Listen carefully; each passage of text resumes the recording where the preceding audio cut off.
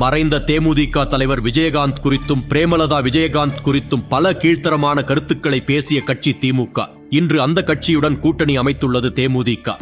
நேற்று முந்தானது ஒருத்தன் கட்சி ஆரம்பிச்சுட்டு நாளை கழிச்சு முதலமைச்சர் போறேன்னு என் நேரம் ஃபுல்லா தண்ணியை போட்டுச்சு. அம்மா மட்டும் நீங்களும் மகளிர் தானே, பிரேமலதாவும் மகளிர் தானே. அந்த அம்மா சொல்லுது முதலமைச்சருக்கு கை ஆடுதான். அது ஆடுதா ஆடலையான்னு பார்க்க வேண்டியது அவங்க பொண்டாட்டி தானே. இல்லைம்மா, நான் தெரியாத கேட்குறேன், நான் அசிங்கமாக பேசலை. அது ஆடினாலும் ஆடலைனாலும் அவஸ்தைப்பட போகிறது அவங்க சம்சாரம். எது ஆடுது ஆடலைன்னு பார்க்கறதுக்கு ஒரு கட்சி தலைவி தேவை. விஜயகாந்த் உயிருடன் இருக்கும் வரை காங்கிரஸ், திமுக உள்ளிட்ட 2 கட்சிகளை மட்டுமே கடுமையாக எதிர்த்தார். அவர் ஒருபோதும் இந்த 2 கட்சிகளுடன் கூட்டணி வைத்ததே இல்லை. திமுக காங்கிரஸ் கூட்டணியில் தேமுதிக இணைந்ததை விஜயகாந்த் ஆன்மா என்றும் மன்னிக்காது.